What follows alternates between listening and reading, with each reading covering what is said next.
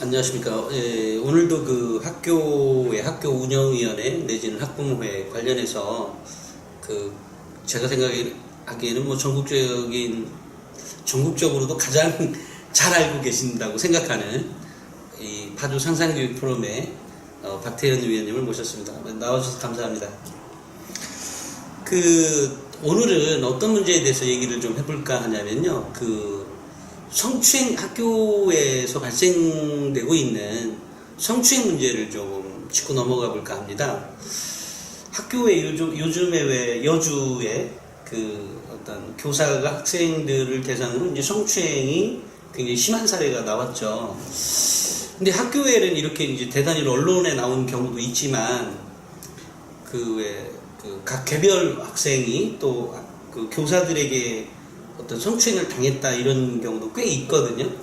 이런 문제를 학부모 입장에서 어떻게 해결하는 것이 가장 좋은지에 대해서 좀 말씀해 주시겠어요? 사실 성추행 문제는 사회적 기준이 학부모 그룹 내지는 그룹 단위로 교원 그룹 내지는 뭐 어떤 직종에 일하느냐 아니면 어떤 분야에 있는 사람들이 모여있느냐에 따라서 기준이 많이 다릅니다. 성추행 문제가? 예. 네. 그러니까 어떤 사람들은 머리를 쓰다듬어도 기분 좋게 받아들이고요. 연인끼리는 전혀 문제 없죠. 네. 예. 그렇죠. 그리고 지나가는 할머니 할아버지가 꼬맹이 보고 이쁘다고 머리 쓰다듬어도 문제 없습니다. 한국에서만. 예, 한국에서는요. 남자 교장 선생님이 여직원 머리를 쓰다듬으면 기준이 애매해지기 시작하죠. 남자 교원이 선생님이 여자 고등학생의 머리를 쓰다듬으면 이제 머리를 쓰다듬는다라는 행위 자체에 기준이 있는 게 아니라 두 사람의 관계의 기준이 있는 거예요. 그럴 수 있어요. 어깨동무도 할 수도 있고 뭐 예. 이런 경우가 있으니까요. 네. 그래서 많은 여성단체 쪽에서는 이게 행위에 초점을 두지 말고 그거를 당하는 쪽의 기분의 기준을 둬야 된다라고 얘기를 해요. 네. 그러니까 이게 갑과 을의 관계인 거죠. 갑과 을의 관계로 해가지고 한쪽이 높고 한쪽이 낮은 관계에서 벌어지는 문제라면 그건 행위의 기준이 있는 게 아니라 당하는 쪽에서 기분이 나쁘다라면 이건 성추행이라는 거예요. 오케이. 그런데 여기에 그러니까 지금 머리 쓰다듬는 정도는 예. 사실 사람마다도 기준이 너무 다르니까 예. 그렇다 치는데 여주에 있는 오늘 잠깐 뉴스의 행간을 좀 예. 보니까 선생님이 남자 선생님인 거죠. 여학생들에게 지 엉덩이를 만져달라고 했다든지 예. 이거는 누가 봐도 이제 확실하게 성추행이다. 예. 내지는 이제 갑이 을에게 정말 갑질한 느낌, 또는 이제 아이가 원치 않았는데 이렇게 하면서 이렇게 예. 여기 커피 묻었네 이러면서 이런 경우. 예. 그러니까 확실히 누가 봐도 왜 성추행인 것 같은 그게 이제 일 경우에 학부모들의 경우에 이제 개별 학부모, 그러니까 많이 당했으면 아까처럼 뉴스화도 되고 이러면 어떤 것든 결론이 나겠지만, 이 개별 학부모가 자기 자녀가 이렇게 당했을 경우에는 그걸 어떻게 처리하는 게 가장 현명한 방법이죠? 일단 공식적인 절차는 학교에서는 인정하지 않겠지만 학교폭력 대책위원회, 학폭위라고 부르는 거를 신청하셔야 돼요. 그럼 학교에서 이렇게 얘기를 할 겁니다. 학폭위는 학생과 학생 간에 싸울 때만 열리는 거예요. 이렇게 표현을 하거든요. 제가 조금 더 자세히 들어가 보겠습니다. 네. 학교폭력 예방법에 보시면 학생이 학교 내외에서 당하는 모든 행위를 네. 정의하고 있습니다. 그러니까 누구로부터 받았는지가 중요한 게 아니에요. 그러니까 학생한테 받지 않고 교사에게 받아도 학교폭력대책위원회에 상정 대상이 된다는 거죠. 오케이. 자, 상정하기 위해서는 그러면 역시 행정실에 가서 그렇죠. 무슨 서식을 요청하고 신청하시면 됩니다. 그것을 신청을 한다. 이랬을 때 학폭위에서는 그거를 받고 어떻게 처리를 해야 되는 거죠? 두 번째 문제가 있어요. 그러니까 신청을 받으면 그 조사를 누가 기본적으로 하냐면 선생님이 합니다. 그러니까 학부모들이 이제 신뢰가 떨어지기 시작하죠. 선생님들끼리 그 정도는 봐주는 거 아니냐라고 그 할 수도 짬짬이를 할 수 있다라고 이제 상상하기 시작하죠. 그렇죠. 학교에서 안 가르쳐 주는 거 하나가 있어요. 뭐죠? 일단 두 가지. 성과 관련된 문제는 일단 신고가 되면 학교 자체적으로 처리하지 않고요. 네. 외부 기관의 조사 단계에서부터 의뢰가 들어갑니다. 학교 선생님들이 조사하지 않아요. 성추행과 관련된, 성과 관련된 문제는. 아, 조사 단계부터 교사가 하는 것이 아니라 예. 이 학교에서 정식으로 뭐 경찰서에 요청을 하든 예. 그런 절차가 있다는 거죠. 예. 그래서 성과 관련된 문제가 어떤 식으로든 발생했다 싶으면 무조건 학폭위에 접수를 하시는 게 맞습니다. 아, 성과 관련한 문제가 예. 발생이 되면 예. 그다음에 두 번째, 꼭 성과 관련되지 않았다 하더라도 선생님으로부터 뭔가 문제가 생긴 것 같다라고 생각이 되시면 그럼 학폭위를 신청하시는 게 맞아요. 아, 예를 들면 선생님이 이 아이를 뭐 때렸다라든지 이런 경우도 일단 학폭위에 예. 그게 언어폭력이 됐던 아니면 물리적 폭력이 됐던 학폭위에 신고를 하시면요, 접수를 하시면 학폭위원장, 대부분 학교 선생님이 맡지 않고 맡을 수가 없고요, 경찰이나 외부 인사나 아니면 이제 학부모 쪽에서 맡게 됩니다. 아, 학폭위원장은 예. 그러면 그 맡은 위원장은 네. 그 사안의 경중에 따라서 외부 기관에 조사를 맡길 수가 있어요. 선생님이 꼭 조사를 하시는 게 아니에요. 잠깐만요. 성과 관련한 문제는 무조건 무조건. 외부 기관에 맡기는 것이고 예. 이 어떤 언어적 폭력이나 어떤 물리적인 폭력의 경우라면 학폭위에서 외부에 맡길 수도 있고 예. 그 자체적인 어떤 결정을 할 수 있다는 얘기네요. 그 자체적인 결정이라면 뭐가 있는 거죠? 선생님들에 의해서 조사가 되는 거죠. 그러니까 선생님들, 그 특정 선생님의 문제지 그 신고, 그러니까 피해자 입장에서 그렇죠. 특정 선생님의 문제지 학교 전반적인 분위기는 난 신뢰하고 있다라고 생각을 하시면 그럼 이제 선생님들이 조사하는 것도 사실 크게 나쁜 방법은 아니고요. 근데 요번 건은 너무 미묘하기 때문에 선생님들 간에서의 조사는 나는 믿지 못하겠으니 외부 기관에 맡겨달라라고 신청을 하시면 그것 또한 진행하실 수 있습니다. 자, 그러면 이렇게 봅시다. 성추행을 당했어요. 이 학생이요. 한 여학생이 있고, 그 여학생이 성추행을 당했어. 그 교사로부터. 예. 학폭위에 이제 신청을 했고, 예. 그 신청서를 이제 작성을 해서 예. 어쨌든 했고, 이렇게 하고 나면 결국은 이제 선생이 조사를 하든, 그러니까 교사들이 조사를 하든 아니면 제3자에 의해서 뭐 경찰서가 조사를 하든 이런 과정을 거치게 되면 결국 그 선생님의 최종적인 그러니까 결과가 어떻게 나타나는 거예요? 뭐 선생님이 전근을 가게 되나요? 아니면 뭐가 있는 일단 조사 결과가 나와야 이제 처리가 가능하거든요. 네. 그러니까 많은 학부모들이 조사 결과가 나올 때까지 서너 달 걸리는데 1차가 그렇거든요. 네. 두세 번의 그 재심을 청구할 수 있는 권리는 당연히 존재하는데 서너 달 걸리는 동안에는 어떻게 하느냐, 내 아이는 그 선생님한테 배워야 되는데 라고 걱정을 하세요. 그럼 교장 선생님이 가진 권한이 있습니다. 직무 배제를 시킬 수 있는 권한이 있으세요. 교장이 직무 배제를. 그 문제가 되는 선생님을 그게 담임이시던 교과목 선생님이시던 일단 학생들과의 접점을 벌려놓는, 그래서 업무를 아니요, 전체적으로. 전체적으로. 예. 근데 학교가 이게 현실적으로 지금 굉장히 직무 배제가 어려운 게, 그럼 누군가가 그 과목을 대체 수업을 해줘야 된단 말이에요. 그러려면 학교에 또 다른 돈이 필요로 하지고. 학교 규모가 있는 경우에는 다른 선생님들이, 그러니까 교과목 선생님들이 담임 선생님을 임시 맡아주기도 하시고요. 네. 그다음에 교과목 선생님이 비어가지고 그 학교에 그 교과를 대체할 수 없으면 그럴 때 기간제 선생님을 직접 뽑아서 쓸 수 있는 권한이 교장 선생님한테 있으세요. 그런데 어쨌든 학교에 예산이 없는 경우는 그것조차도 힘들지 않을까요? 실제 학교의 예비비는 선생님 월급 한 달에 뭐 좀 계산하기 쉽게 500만 원이라고 잡아도 그분 때문에 들어가는 뭐 모든 공유 비용까지 한 3개월 한 학기 운영하는 데 들어가는 비용은 3개월에서 4개월 정도. 그러니까 2천만 원, 1,500만 원, 2천만 원 정도 수준입니다. 최대치를 잡았을 때죠.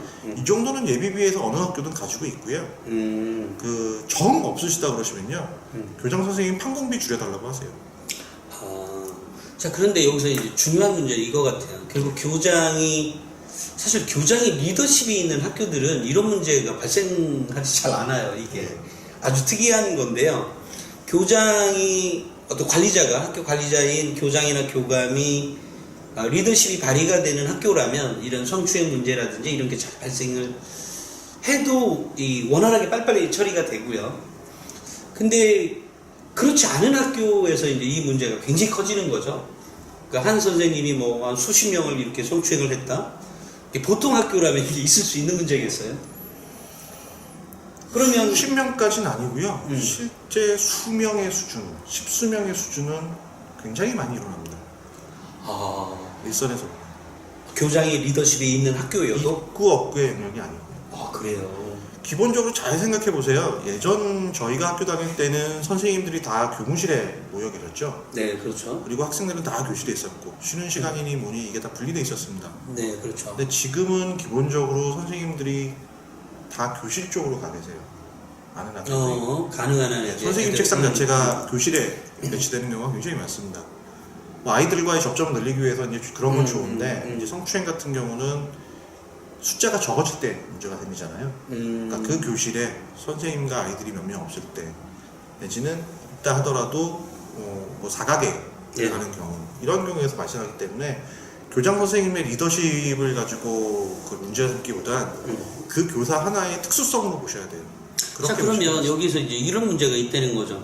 직무배제를 시켜야 타당함에도 불구하고 교장이 그런 결론을 내리지 않았을 경우에 이 학부모가 매우 곤란한 처지에 있다는 거죠. 그리고 원했던 처리 모습이 아니기 때문에 굉장히 불만스럽고 그러니까 결국은 아이가 괜히 또 다른 아이들에게 왕따당하지 않을까라고 하는 뭐 이런 것도 있고 그러니까 이런 것 때문에 이런 결과들이 확실히 하게 뭐 직무배제를 그러니까 뭐 수업에서 빠지게 한다든지 아니면 뭐 당부가 나오지 않게 하든지 어떻게 이런 어떤 구체적인 행위가 일어나지 않을 때 학부모의 답답함은 어떻게 풀어야 되느냐는 거죠. 그 초단기적인 조치가 이제 직무배제를 통해서 학생과 그 교사를 분리시키는 거고요. 실질적으로 최종적인 판단, 진짜로 성추행을 한 건지 아니면 아이의 거짓말이었는지 이걸 판단하는 데까지 걸리는 시간은 보통 1년 가까이 걸립니다. 1차로 결론이 나는 데만 걸리는 시간이 보통 3, 4개월이고요. 그걸 한 번, 두 번 정도까지 기회가 있기 때문에 항상 기회는 존재해야 되는 거죠. 반대의 상황이 있기 때문에. 근데 거의 1년 가까이 걸리기 때문에 많은 학교들이 그 많은 교육청에서 일단 전출을 보내는 거예요. 직무배제를 통해 가지고 처리할 수 있는 거는 교장 선생님이 한 학기 정도 그렇게 할 수 있는 거지 실제로 그렇게 1년이 지나가 버리면 인건비 부담이 너무 커져 버리니까. 그렇죠. 그래서 일단 전출시켜 놓고 다음 이제 절차들을 밟아 나갑니다. 그래서 그게 행정소송도 있고 그 밖에 다음 절차들을 진행하겠는데. 그럼 현재 박 위원님이 알고 있는 그런 학교들 중에 아까처럼 뭐 십수명이 됐든 몇 명이 됐든 어떤 성추행이 발생한 학교들이 있을 것 아니에요? 그런 학교들이 대부분 이런 절차대로 처리가 되었나요? 이런 유명한 법원의 얘기가 있답니다. 권리 앞에 잠자는 자 법원이 보호해주지 않는다. 그러니까 이거를 요구를 하셔야 되는데 요구를 해라. 학부모가 이렇게 학부모가 교장에게 아니면 학우니에게 학우니에게 직무배제를 시켜달라. 라고 의견을 쳐달라. 그럼 좀 빠르게 동작하시는 분들은 상정 단계 건의가 들어왔다라는 것만 가지고도 신속하게 사실은 건의 없이도 신속하게 해주시는 분들도 많고요. 학우니가? 아니 교장 선생님이. 교장이. 인사권은 최종적으로는 교장 선생님이 가지고 계시는 거니까. 어떤 상황이 벌어졌다. 근데 이게 문제가 될 것 같다. 그럼 기본적으로 교장 선생님은 직무 배제, 그다음에 대체교사 투입. 이렇게 처리를 하시는데 그게 지금 계속 늦어지고 뭔가 마음에 안 든다. 학부모 입장에서 답답하다. 그러면 학우니에 상정을 시켜가지고 예산을 이제 움직여야 되는 부분이기 때문에 그 사건 자체에 대한 건 학우니가 다룰 수 없지만 학교 경영에 대한 부분, 예산 변경에 대한 부분은 학우니가 처리할 수 있죠. 네, 참고로 이 방송을 우리는 쭉 했지만 또 처음 보는 사람들도 있으니까요. 학교 행정실에 가면 학우니를 개최해 달라는 또는 아까처럼 학교폭력대책위원회가 열릴 수 있도록 신청 서류가 있기도 하고 학교 학우니에 정식 안건으로 올려달라는 서류가 또 있는 거죠, 그죠? 그렇죠. 항상 존재합니다. 그 서류를 통해서 학우니에게 요청을 해라. 그 문제가 해결이 안 됐을 경우에, 그죠? 예. 교장이 빠르게 직무 배제, 그 다음에 전출? 전출은 이제 교육감이거나 직무 배제하고 대체교사 투입. 그치. 그러니까 직무 배제를 하고 대체교사 투입이 이른 시간에 안 될 경우에 그 아이가 입을 손에도 끼칠 마음의 상처가 있으니까 빠른 시간에 이제 처리를 해줘야 되니까요, 그죠? 그러니까 이렇게만 하면 학교의 문제를 알면 알수록 쉽네요. 쉬운데 아무도 모릅니다. 그러게요. 정말로. 예. 제가 우리 박 위원님을 이게 그렇다고 굉장히 자주 만나는 사이는 아니지만 학우니 문제나 이런 다른 여러 가지 어쨌든 것 때문에 이렇게 몇 번 계속 뵈면 뵐수록 학부모가 자신들의 권리나 이런 것들을 제대로 알지 못하고 있구나. 예. 그것만 제대로 알고 이 학교의 선생님들이나 또는 관리자들 또는 뭐들을 상대하면 충분히 원만하게 빠른 시간 내에 해결될 수 있는 것들이 굉장히 많다는 사실을 알게 됩니다. 그죠? 원만한 빠른 시간 내에 처리가 되진 않습니다. 그래요. 그 정상적인 절차를 밟을 수 있는 기회를 보장받는 거고요. 사실 이렇게 교사가 학생을 상대로 한 사건이 벌어졌을 때는 학폭위가 실제로 조사까지는 명확하게 할 수 있지만 그 다음에 조치 부분은 학폭위가 하지는 못해요. 알겠습니다. 일단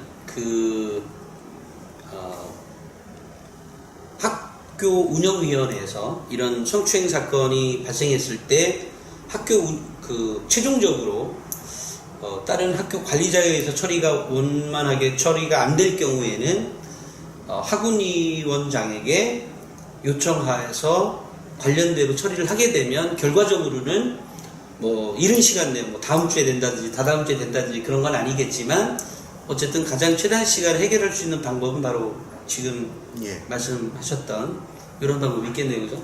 해결까지는 아니고요. 다시 말씀드리지만 조사 단계까지가 학폭위가 할 수 있는 영역이고 학폭위는 그렇고 그럼 그 조사를 하는 과정 중에 아이를 보호하기 위해서 그 대체교사 투입이나 그 업무 배제를 교사 선생님이 해주셔야 되는데 이거를 해줄 수 있는 건 운영위원회 쪽이 되는 거고요.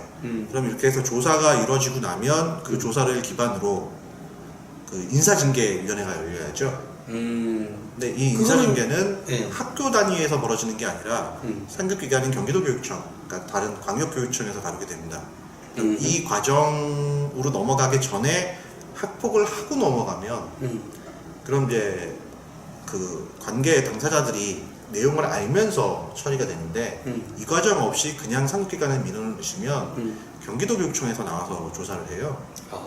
네, 그럼 이 조사가 외부 기관이 아니라 그 경기도교육청 감사실이라든가 담당 부서라든가 이런 곳에서 조사를 하게 되는 경우가 많거든요.